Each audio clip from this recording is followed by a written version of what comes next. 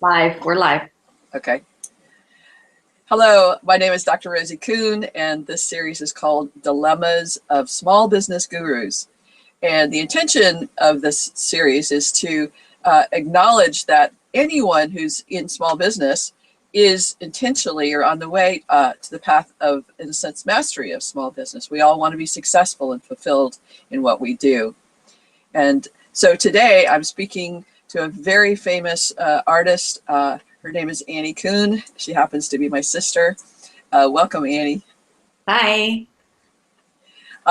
Among other things, Annie does quilts. She did this one behind me and the one behind her.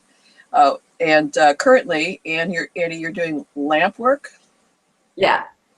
It's a form of bead making. So it's called lamp work because that's what the Italians, when the Italians started making these glass beads, they used oil lamps. And so it's bead work, flame work, torch work, any of those things. Got it. And so your beads can be anything from very, very colorful to solid colors to translucent to all kinds of things. And with that, you make what? What do you make with those beads? And I make flowers. I make the thing I love making are the flowers. I make them on stems. Stems. I make earring beads. Lovely. I make pendants. Lovely. I like making what I call lollies, which are round discs. They look like lollipops, different colors, and I like making jewelry out of that. Basically, that's it. Okay. So what's the name of your company, and what's your website if people wanted to find your work? So the name of my business is Tea House Glass, and my website is of the same name, teahouseglass.com. Excellent. And that's TEA House Glass. Correct. Great. And your name is Annie Kuhn, and we'll have your information on available with this video, so people can find you easily. So one of the reasons Annie asked Annie to join us is because she has been in business. Annie, you've been in business for yourself for how many years? I think it's been about 4 years, 4.5 years. Okay. And give us a little history of what you were doing prior to being in business as a lamp worker. I was, I was a special ed teacher for many years. And then I had various odd jobs. Mm-hmm. And then it was suggested to me that I get involved with selling my art in some way. I love to make stuff. It doesn't matter whether it's sweaters, quilts, mosaics, whatever. I love to make stuff. So at that time, there was a setup available for me to learn lamp working. So I thought I would give that a shot. I also thought, wouldn't it be interesting to see what would happen if I just, say, put all my eggs in one basket? If I just practice getting good at one thing, because I love doing it all. So I got into lamp working, and at first I didn't feel like, oh gosh, it's the learning curve is so steep, it felt like. So I had all these beads that I didn't know what to do with, and my boyfriend, and they didn't look great, and they didn't match perfectly, and they were all different.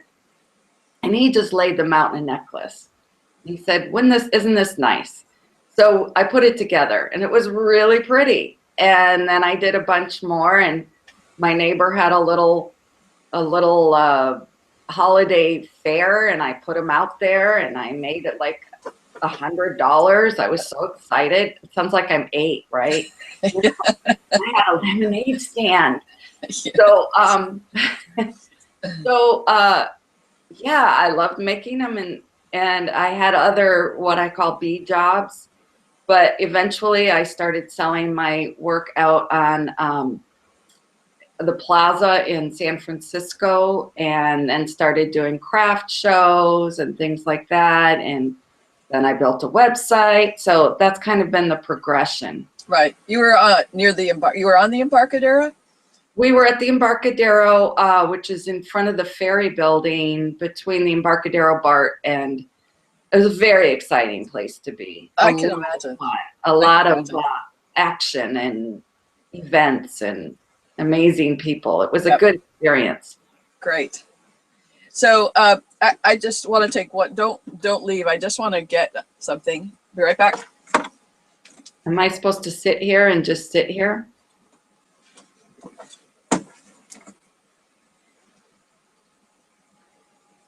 I just wanted to give people a chance to see your flowers, actually. Oh, yeah. So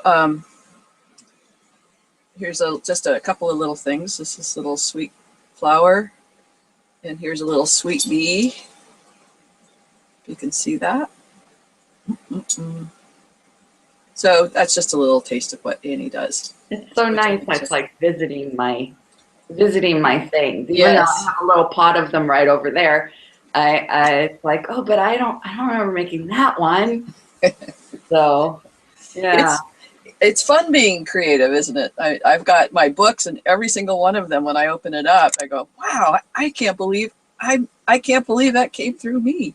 Yeah, the whole process happened. That's right. Yeah. And it doesn't, and then, I mean, if they sell, that's great. And if they don't sell, it's not about that. It's about, wow, this is something that got created through whatever my intentions were. Right, right. But there is that point where, like you said, it's like you like to play, and at what point do you have to put your big girl panties on and do something that actually somehow creates income for you, or something? Like, talk about that one moment. I'm hearing you say, I had these beads and my boyfriend put them together and it was great. But what was it like inside you as you're doing all of that, in a sense, the big girl panties or the grown up that you think you should be? Well, that's the scary part is, oh, when I put these out there, especially on the street, because people aren't always going to think it's fabulous. My sisters think it's fabulous. I don't know if they're lying or not. They probably, I don't know. I get a lot of positive feedback, but it only takes like one little negative one, like, oh, really? You charge that much? Yeah. Then, that sends me down in a spiral. But yeah, that point of how am I going to make a living at this? If this is what I want to do all the time, how am I going to make a living at it? And those are the things I tend to procrastinate on. I know, getting my website up. I know getting that took me so long. Like for so long, I was, I'm going to work on my website today. And when it came time to work on my website, I had to go take a nap first, and then after my nap, well, I was too tired, or then it was time to fix dinner, or, there was always excuses month after month. And I still have my Mother's Day special up, so if anybody wants to take advantage of that, only a couple months late. I don't know. Maybe I'll change it to 4th of July, or maybe I should put it at Christmas, and then I won't have to change it for like 6 months or a year. Anyway, sorry. Well, so my question is, and what I'm curious about is what's happening inside as you're procrastinating. Like, what's the thought that says it's I don't want to face this website thing. I'm going to go take a nap. What's happening inside? What's it like inside you? Well, it's fear. It's anxiety. It's what if they don't, what if nobody goes there? When I first got an Etsy site, and I started an Etsy site about 5 years ago, or on other things, Yeah. my other handy stuff, I kind of had the sense like, oh, I'll put it up on Etsy, and then I'll wake up in the morning and they'll all be sold out, Yes. Yeah. And that doesn't happen. No. I don't know if it happens. It didn't happen to me. So there's that fear that it's not gonna happen, that I'm not gonna make a sale. Um, And if it's not going to happen and you're not going to make a sale, now what? Lousy. Then I'm a loser. You're Then I, a yeah, lousy loser. right, a lousy loser. Yeah. And then, yeah, then I'll have to walk away in shame and, So get now, a job at the coffee shop. so now you're a shameful, lousy loser working in a coffee shop. And this is what I think 98% of the people who are wanting to start their business, wanting to get their websites up, and all of those. I think this is these are the thoughts that are occurring in our head that we don't attend to. In a sense, we feel the anxiety, we feel the panic, we go take a nap because it's like I might as well take a nap now before I'm a lousy loser, because I'll be a lousy loser later and I'll feel worse. Right. So, but it's so, I think it's so pervasive, especially, in the field that I'm in the coaching field, the people that I've trained to be coaches, there's so much procrastination in getting themselves out into the world. And partly because of that, if I take that leap and I expose myself, I'm now vulnerable to finding out that I'm a lousy loser. Right. Then it's a fact. It's a fact that nobody bought anything my first night on Etsy, which means that I certainly am. It's a fact now. Yes. Yeah. The evidence is now plain for everyone to see. And I've got all this stuff to sell, so now what? Yeah. Now you're a shameful, lousy loser with a bunch of stuff. Right. Working at a coffee shop. Working at a coffee shop. Dyeing my hair orange. Or better yet, growing out dreads. Not that there's anything wrong with that. This is not me. Not you. Unless you're a shameful, lousy loser working at a coffee shop. Not that all shameful, lousy losers working in coffee shops have dreads that are orange, that are almost 60. So how did you, in a sense, feel that fear of being found out as a shameful, lousy loser? How did you feel that and still move forward in making your presence known in the world? Well, I think that working in shows and, doing the show thing was really helpful for that. It gave me practice showing up every week, no matter what, and kind of putting myself out there. And also, I'll tell you, I talk to a lot of people. Like my circle of friends is about sharing what it is, where I am and where I want to go and what I'm going to do to get there. Mm-hmm. And even though there are days, they hear over and over and over again, oh, I can't get, I'm going to work on my website today. They're probably thinking, man, she must have an amazing website. But nobody ever judged me or or scolded me. It was just, slow, little by slow. Yes. And I think that the asking for help is the most important thing. Like not being afraid to say, I don't know how to do this. Can you help me? Even if it's, I don't know how to put my next step forward. Mm-hmm. Yeah. It's do the next thing, whether the next thing, some days it's brushing my teeth, Yes. Yeah. That's the next thing. What's the next thing? Is it, what if I just did 15 minutes today? What if I just took 5 pictures? What if just the little tiny steps and make that, and then take a nap. Right.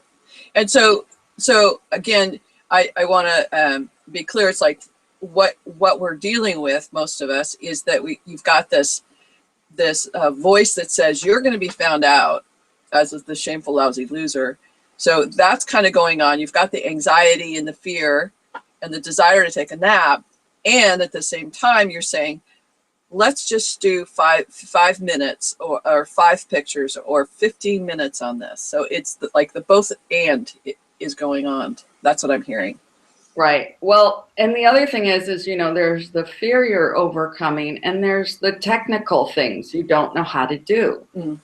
You know, I didn't know how to, I messed around with a certain platform for a website for like 2-3 years. And I thought this was the best one. And it wasn't. It was like so hard. Uh-huh. It was so hard. If anybody wants to know what one that is, they can ask me. Right. And then I found one that was much more intuitive. Uh-huh. You know, that's the thing. Like, don't be afraid to change horses in the middle of the stream. Sometimes you have to. The other thing is that, like, there are a lot of steps. You know, there's photographing and learning how to photograph. And I'm pretty much, nothing ever looks good. So my photographs didn't look right. And so that would take forever. Oh, now I've got to edit my photographs. Now I've got to make them all the right size. Like, everything was monumental because it was all the learning curve. Yes. Like straight up. Yeah. Yeah. And so you're doing your jewelry, which is the fun thing, making the beads, seeing how that comes out. And then you're saying, and now I got to do this grown-up thing, and now I got to do this grown-up thing, and now I got to do this grown-up thing. And it's really hard. It's sometimes really challenging and exhausting.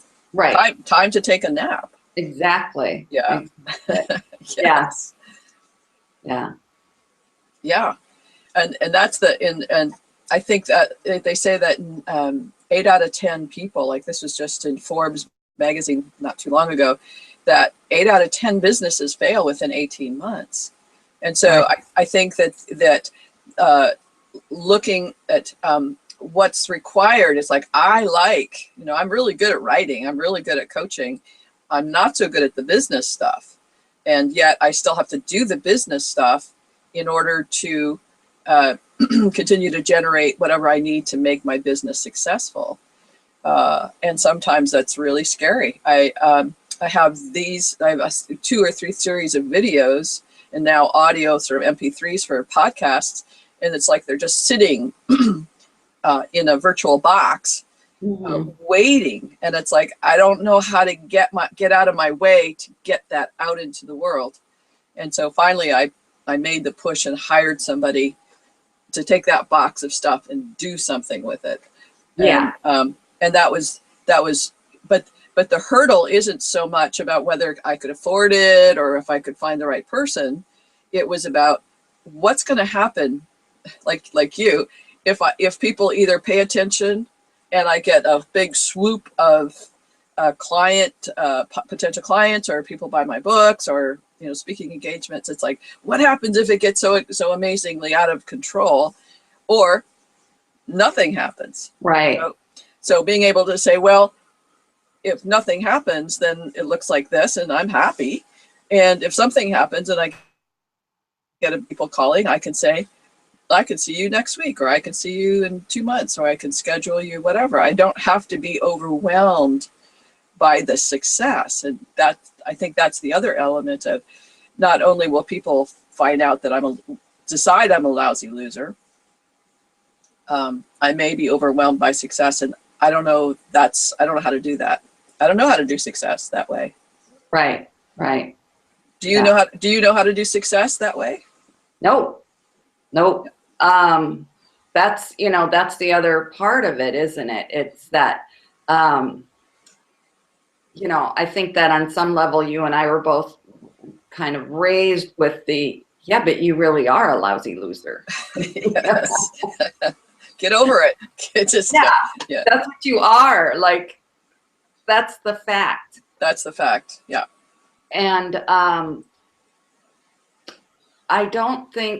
think that, now my life is, and I'm not, making $1 bazillion at this, but I'm moving forward. The ball is rolling. Yes. And it's so exciting. And on the other hand, it's like, whoa, wait a minute. When's the other shoe going to drop?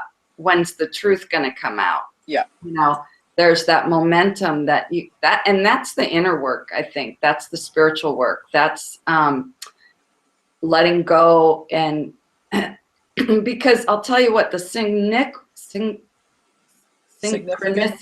Mm-hmm. of, recently I moved up to Fort Bragg and I'm living in a new location, and I don't do shows anymore. I realized I hate doing shows. I hate them. I hate setting up my booth. I hate it. It's hot. Like, I thought that was the only other option. Mm-hmm. And I didn't really know what to do. And it turns out, you know, like I said, the synchronicity, I knew somebody who owned a shop, who loved what I do, you know, who now features my work, who now, you know, no matter what I bring her, she's thrilled about it. And she's an excellent salesperson. So it's like the synchronicity of it. How perfect is that? So Yes. that was me letting go and trusting, you know, and, you know, also getting a quote day job Mm-hmm. where I could have an income and do my art, but not have the stress of I have to sell something because, you know, I want to buy Fuji apples this week. Yes. You know? Yes. And that what I appreciate you saying too is that people think for instance, in terms of your particular, you know, craftspeople and artists saying, well, I have to do shows and I have to do the street fairs and I have to do conferences or whatever, you know, garden shows or whatever those are. I have to, because that's the only way. And what's important that you're saying is, you said, I hate doing that. I don't want to do that anymore. And so the clarity of what you want and what you don't want, to me, is so important, so that, in a sense, this person with their friend, you know, that with the shop, they have room to come in because you have been able to declare, this is what I don't want. Right. And making room for what you do want to come in. Mm-hmm. And you know, so that's so important for people to say. I mean, I live on Orcas Island, you know, and basically, you know, on an island and far away. Remote, there's a word, remote. And I have clients all over the world because this is where I want to live. I can't live in the city and sustain my well-being in a city. That's, at this point, the story. But so I get to have it the way I want it. Mm-hmm. And it works for me. Am I, you know, wealthy beyond measure?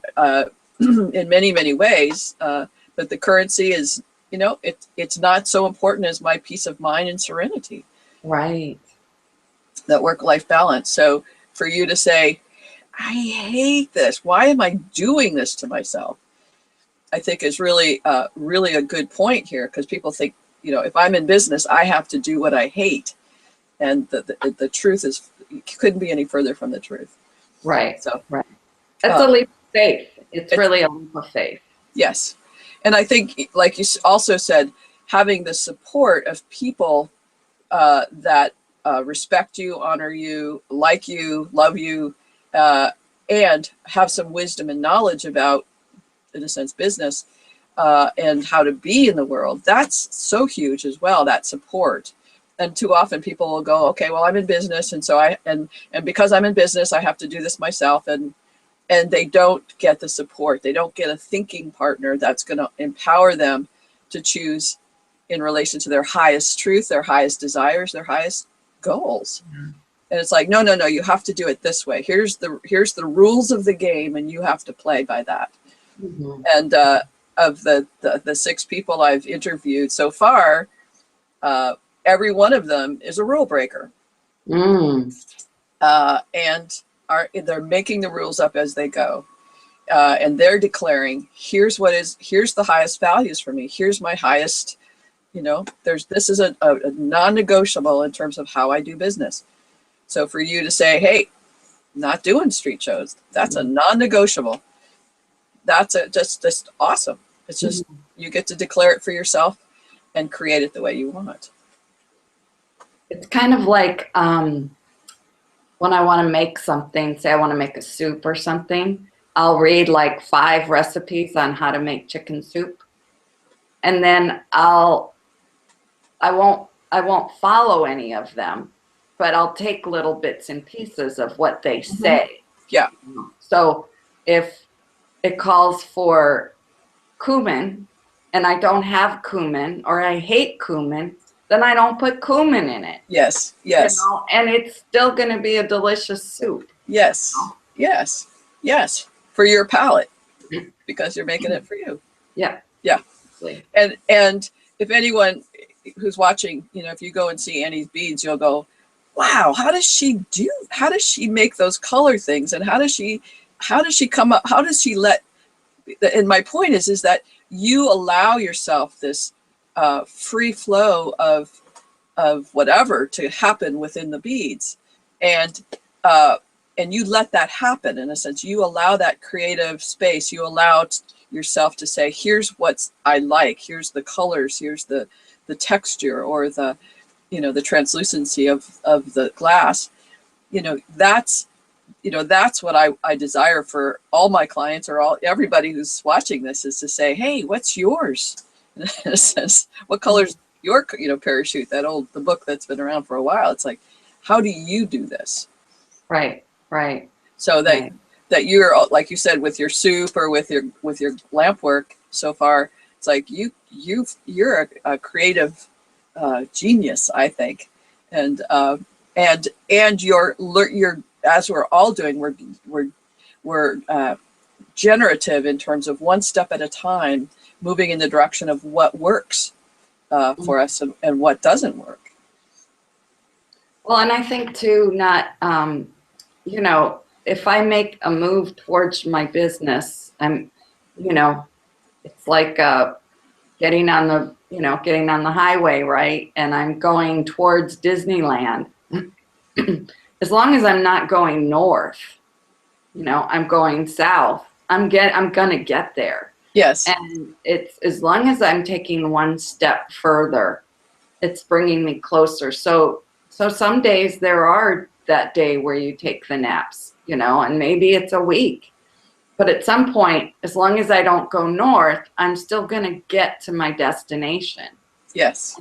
And that's okay, you know, as long as I let it be okay. Because I think when I start to get really, you know, mean to myself about it, oh, you didn't do anything, and oh, you know, you go into that lousy loser thing. As long as I say, you know what, you did your 5 minutes. That's what your agreement was. Yeah. You're okay. Yep. You're okay. Right now I'm setting up my studio for classes. That's my next step, is teaching beadwork or lamp work. And there's a whole nother resistance layer. I've got things that I need to do that, you know, and it's not like I need to put in a ventilation system, and it's not like the universe is making it easy for me. Right. You know?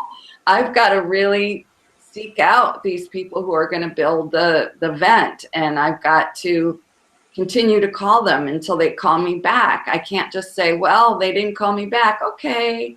No, it must not be meant to be. It's like, no, this is my desire. This is what I want. Yes. And I'm going to find the person. But there's sometimes where I don't call them back because I'm in fear that day. Yes. You know, I'm not making that move. So yes. It's the same. I'm feeling the same kind of resistance as I did when I was building my website or anything else. And it's like good to know that, yeah, I'm feeling that resistance and I'm doing it. And my website got built. Yeah. So, you know, and I have my first teaching student next week. So it's okay. It's you know, okay. I'm Yeah. taking the next step. Yeah. Yeah. Yeah. And that the other element of the intention of this series is for people to hear that it's not easy. It's like we're exercising muscles. You're exercising muscles and strengthening those muscles of empowerment so that you can do what you say you're going to do for yourself for 5 minutes or 5 hours. In a sense, you're saying, here's what I'm going to do, and you follow through with that. And even to make that phone call to the person who's going to create that ventilation, it's huge sometimes to empower yourself, because it feels like a ton of energy in the way of you picking up that phone and saying, hey, how's it going? Right. And that place of empowerment to say, okay, not only is this what I want, but I'm going to do this right now in service to that. Right. Right. And like you say, that what I'm going to do in this moment in service to that could be taking a nap or going for a walk or breathing or doing something else while this is generating, but it's going to happen today. And so we can empower ourselves to do what we say we're going to do, or we empower ourselves to procrastinate. In a sense, here's what I'm going to do. I'm going to go procrastinate because I'm not ready. I'm not ready. And the more that, like, I like what you're saying too, is like, if I'm not ready today, I'm not ready today. And these are ways that we grow ourselves up, is one day at a time, one activity at a time, one moment of saying, yes, I will follow through with this. And it's for me, it's cultivating a self-trust that what I'm doing in the world, my contributions in the world, or my requests in the world, I'm not going to die, or I'm not going to get rejected. I trust that I can trust myself to be a wise, effective person. And I think that's part of what most of us face in these dilemmas is, can I trust myself? Can I trust that I can trust myself? Right. Right. Right. So what's the one thing that you would like people to walk away from with our time together in this interview? Well, I think that, I guess the thought that I have is, don't give up. There is tons, I do Facebook groups in my art. In my craft. There's so much help out there. It's phenomenal. It's just unbelievable. And then there's also that, at first I wanted to take everybody's course. Do this, do that, da da da da da da, only $200. Again, it goes to putting all your eggs in one basket, seeing how that goes. But just find a group that you can, a support group.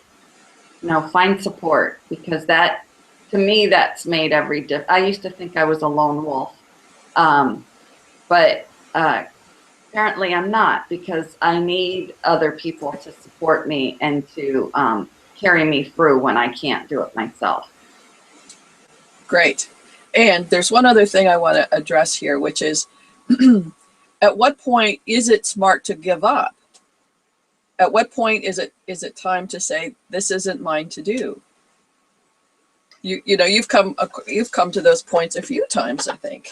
Yeah. Oh yeah. Yeah. So at what point do you say, this isn't mine to do, or it's not mine to do?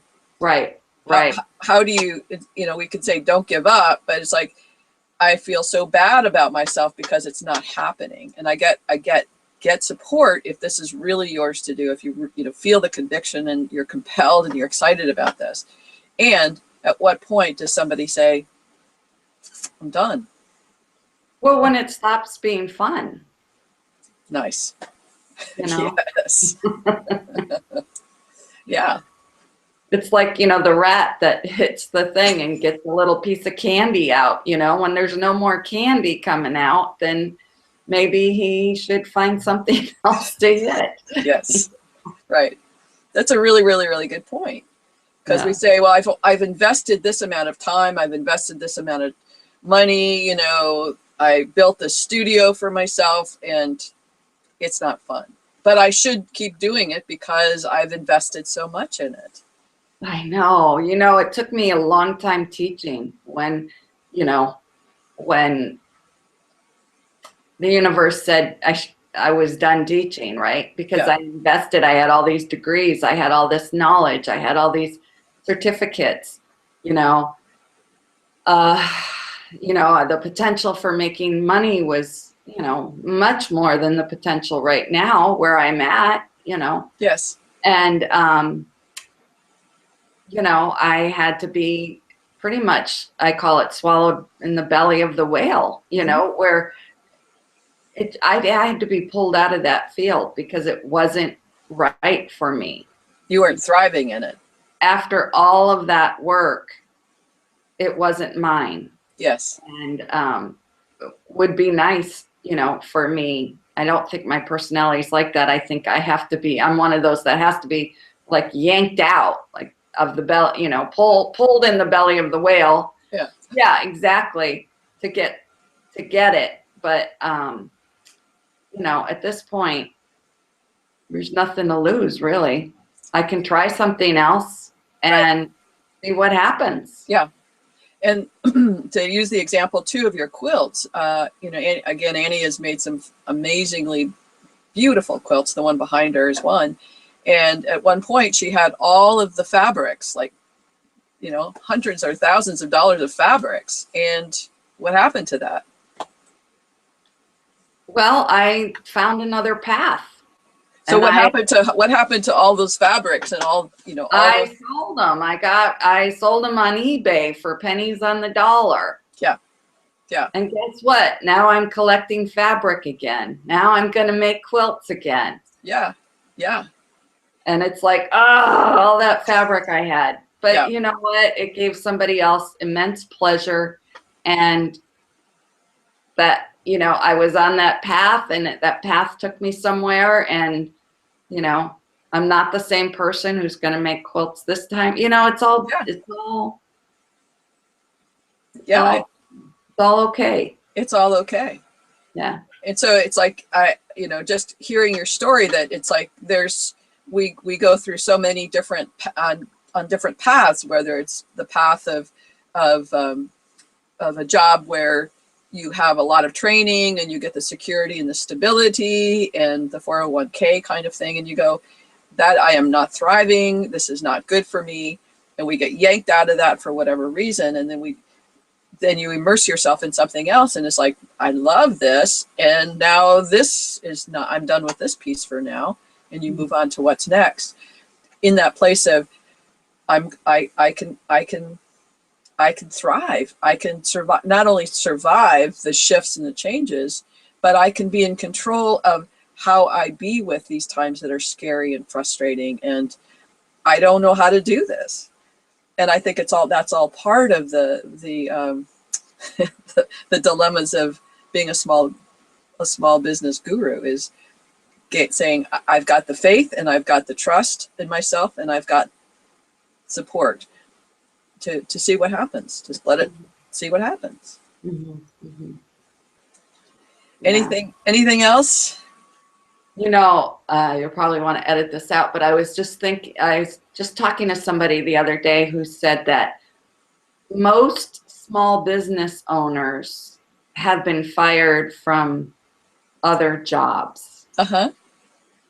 And I thought that was interesting because, you know, of course, when you go through getting fired, you know, getting down to that I'm a lousy loser thing, you go down there pretty quickly, Mm-hmm. you know, and to know that's who you are, like, oh, I don't do well in those kinds of formal situations. Mm-hmm. That's not my gift. Yes. But to know that you can go, but there's other things available, you know, like there's so many doors open for you that you don't have to stay in that lousy loser place. You can open up another door, and hey, it may be the door and it may not be the door, but at least you're opening doors. That's right.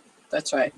Yeah. And trusting your heart, trusting yourself to say, okay, this isn't a good fit for me, whatever that is. And I'm going to even just peek through the door and say, okay, is there something else? Right. And again, one of the intentions of this series is hopefully people will listen to you or listen to others that says, okay, I like what she says, and I will try to open a door. I will experiment with this a little bit. I will reach out a little bit to some support groups, either on Facebook or, you know, wherever they find those the support group. So thank you so much for the wisdom that you, Miss Small Business Guru Annie Kuhn, has brought to the world. So thank you so much, and for all the beauty that you bring as well, and love and laughter. Thank you. Thanks. All right. All right. Bye for now. All right. Bye. Love you. Love you too.